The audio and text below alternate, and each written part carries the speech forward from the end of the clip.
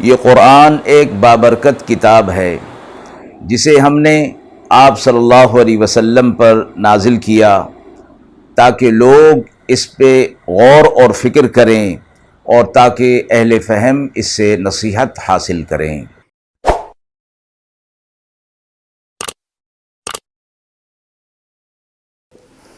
بسم اللہ الرحمن الرحیم۔ السلام علیکم ورحمۃ اللہ وبرکاتہ۔ ناظرین کرام، درس قرآن مجید کے آج کے اس پروگرام میں ہم سورۃ التوبہ کی آیت نمبر 38 اور 39 کا ترجمہ اور تفسیر پیش کر رہے ہیں، اور آخر میں پوچھے گئے سوال کا جواب ہوگا۔ اعوذ باللہ من الشیطان الرجیم، بسم اللہ الرحمن الرحیم۔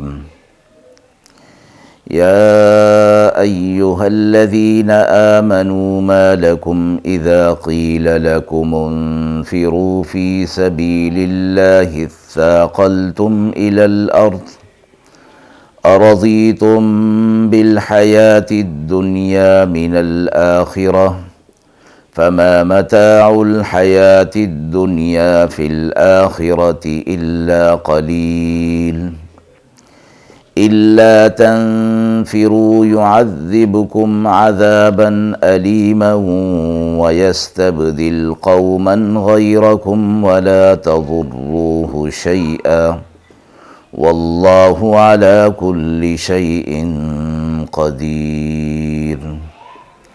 آیات مبارکہ کا ترجمہ ملاحظہ فرمائیں۔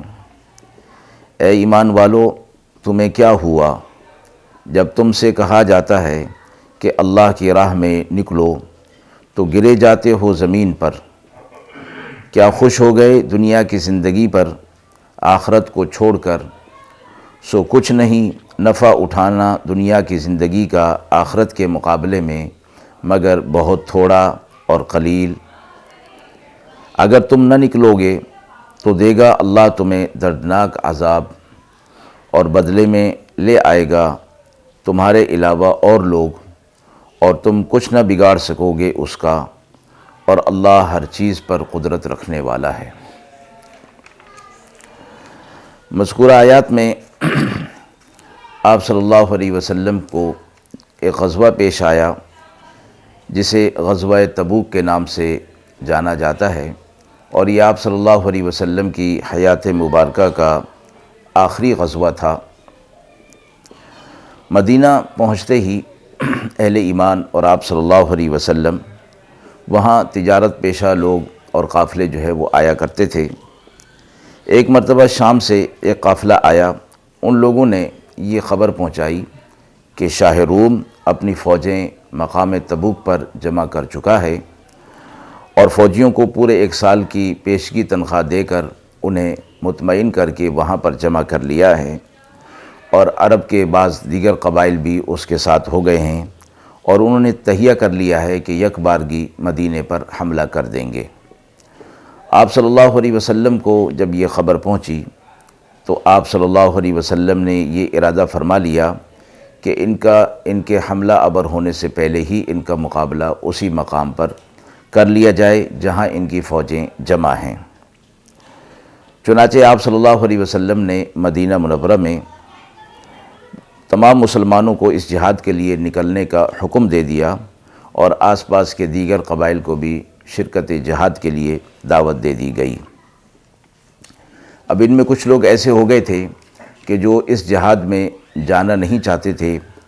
مفسرین نے فرمایا ہے کہ حالات کچھ اس قسم کے تھے کہ گرمیوں کا موسم تھا، اور اس موسم میں فصلیں جو ہیں وہ پکتی ہیں، پھل جو ہے وہ پکتے ہیں، اور اس امید پر افلاس اور غربت کے مارے لوگ سال بھر جو ہے وہ اسی موسم کا انتظار کرتے ہیں۔ پھر اس موقع پر یہ اس طرح کا سلسلہ ہو گیا تو ان لوگوں نے کچھ عذر کرنا شروع کر دیا کہ وہ اس غزوے میں شریک نہیں ہو سکتے۔ مسلمانوں کی تعداد بہت زیادہ تھی، اور آپ صلی اللہ علیہ وسلم کے ساتھ اسلامی لشکر کی تعداد 30,000 بتائی گئی، اور فرمایا کہ یہ اس سے پہلے اتنی تعداد کسی غزوہ میں نہ تھی۔ اس مقام پر آپ صلی اللہ علیہ وسلم یہ بڑی جمعیت لے کر پہنچ گئے۔ شاہ روم کو مسلمانوں کی جمعیت کا اور لشکر کا جب علم ہوا تو اس پر رعب اور دبدبہ طاری ہو گیا اور اس نے مقابلہ نہیں کیا۔ آپ صلی اللہ علیہ وسلم نے چند دن انتظار کر کے پھر واپسی کا ارادہ فرما لیا۔ مذکورہ آیات میں اہل ایمان کو یہ فرمایا گیا اور کہ ان کی غفلت پر انہیں تنبیہ کی گئی کہ جب انہیں جہاد کے لیے، اللہ کی راہ میں جہاد کے لیے بلایا گیا، پکارا گیا، تو وہ لوگ اس سے غفلت کر رہے تھے، اور غفلت کی وجہ بھی بتا دی گئی کہ ان کے دلوں کے اندر دنیا کی محبت اور مال کی محبت پیدا ہو گئی تھی۔ تو ارضیتم بالحیات الدنیا کے لفظ سے یہ بات فرما دی گئی کہ تمہارا یہ نہ نکلنا، کیا دنیا کی زندگی پر مطمئن ہو جانا ہے کہ دنیا کی زندگی ہی سب کچھ ہے، اسی وجہ سے تم جو ہے وہ نہیں نکل رہے۔ یہ تشخیص گویا مرض کی تشخیص جو ہے وہ فرما دی گئی۔ اس کے بعد اس مرض کا علاج فرمایا گیا کہ تم اگر دنیا کے نفع کو نفع سمجھتے ہو تو تمہیں معلوم ہونا چاہیے کہ دنیا کا نفع کچھ بھی نہیں ہے، یہ تو بہت کم ہے اور حقیر بھی ہے۔ اس لیے اللہ کی راہ میں جہاد کے مقابلے میں اس دنیا کے حقیر اور کم تر نفع کے لیے اپنے آپ کو روک لینا انتہائی گھاٹے کا سودا ہے۔ اس مرض کے علاج پر تنبیہ کے ساتھ ساتھ یہ بھی فرما دیا کہ اگر تم جہاد کے لیے نہ نکلے تو اللہ رب العزت تمہیں دردناک عذاب کے اندر مبتلا کرے گا، اور وہ دردناک عذاب دنیا کا بھی ہو سکتا ہے اور آخرت کا بھی۔ دوسری بات یہ فرمائی گئی کہ تمہارے ساتھ کچھ اور لوگ تمہاری جگہ پر اللہ رب العزت اور لوگوں کو لے آئے گا، اور اس بات کو ایک اور مقام پر اللہ رب العزت نے یوں فرمایا کہ اے ایمان والو، اگر تم اللہ کے دین سے پھر جاتے ہو تو اللہ تمہارے جگہ کسی اور قوم کو لے آئے گا، وہ اللہ سے محبت کرتی ہوگی اور اللہ ان سے محبت کرتا ہوگا۔ وہ لوگ مومنین پر رحم دل ہوں گے اور کفار پر سخت ہوں گے، اور اللہ کی راہ میں جہاد کریں گے، اور کسی ملامت کرنے والے کی ملامت کی وہ پرواہ نہیں کریں گے۔ تو یہاں بھی یہی فرمایا گیا کہ اللہ تمہاری جگہ کسی اور کو لے آئے گا، اور پھر ان کے اندر یہ خاصیتیں ہوں گی۔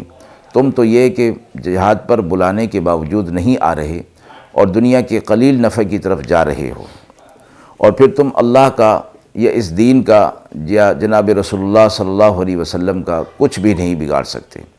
دین کی مدد اور نصرت نہ کرنا دین کو کوئی نقصان نہیں، بلکہ یہ مدد اور نصرت کرنا اپنے فائدے کے لیے ہے کہ اس کا اجر اس شخص کو خود ملے گا، اور دین کا کوئی نقصان اس کے اندر نہیں۔ اگر وہ دین کی نصرت کے لیے نکل پڑتا ہے تو اس کا فائدہ ہوگا، اور دین کا فائدہ اس کے نہ ہونے سے بھی ہو جائے گا۔ اللہ نے اپنے دین کو ہر صورت میں غالب کر کے دکھانا ہے، لِيُظْهِرَهُ عَلَى الدِّينِ كُلِّهِ، کہ اللہ اپنے دین کو ہر چیز پر، تمام ادیان پر غالب کر دے گا۔ تو تم اس کا کچھ نہیں بگاڑ سکو گے، اس لیے کہ اللہ ہر چیز پر قدرت رکھنے والا ہے، جب چاہے گا جیسے چاہے گا اپنے دین کی مدد اور نصرت کرے گا۔ آیت کے حوالے سے سوال پوچھا گیا ہے کہ قرآن مجید میں عقیدہ آخرت پر زور کس حوالے سے دیا گیا ہے؟ عقیدہ آخرت در حقیقت اصلاح عمل کی روح اور جرائم اور گناہوں کے آگے ایک آہنی دیوار ہوتی ہے۔ غور کیا جائے تو یہ معلوم ہوگا کہ دنیا میں امن اور سکون اس عقیدے کی وجہ سے ہی قائم ہو سکتا ہے۔